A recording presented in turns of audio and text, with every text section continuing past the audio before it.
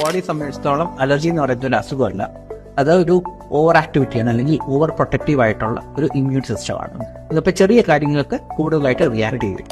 അത് നമുക്ക് കൺട്രോൾ ചെയ്ത് വെക്കാം. അതായത് ബോഡിയെ നമുക്ക് കുറച്ച് പഠിപ്പിക്കാൻ പറ്റും, ഇന്ന കാര്യങ്ങൾക്ക് റിയാക്ട് ചെയ്യേണ്ട. അപ്പം അതിന് ആദ്യം നമുക്ക് അറിയേണ്ടത് എന്തിനോടാണ് അലർജി എന്നുള്ളതാണ്. അത് അവോയ്ഡ് ചെയ്യും. അവോയ്ഡ് ചെയ്താണ് ഏറ്റവും ബെസ്റ്റ് ട്രീറ്റ്മെൻറ്റ് ചെയ്യാൻ പറ്റുമെങ്കിൽ. ചില കാര്യങ്ങൾക്ക് നമുക്ക് അവോയ്ഡ് ചെയ്യാൻ പറ്റും, ചിലത് നമുക്ക് പറ്റാത്തതായിരിക്കും.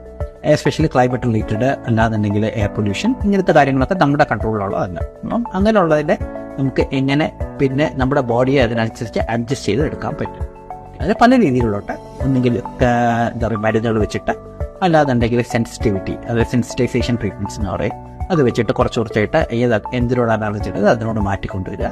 പിന്നെ ചില എക്സ്ട്രീം കണ്ടീഷൻസിൻ്റെ മൂക്ക് ദശയും ബാക്കി ഇതൊക്കെ വരുമ്പോൾ അതെടുത്ത് സർജിക്കലി മാറ്റി കഴിഞ്ഞിട്ട് അതിന് അപ്രോപ്രിയേറ്റ് ആയിട്ടുള്ള ട്രീറ്റ്മെൻറ്റ് കൊടുക്കുന്നത്.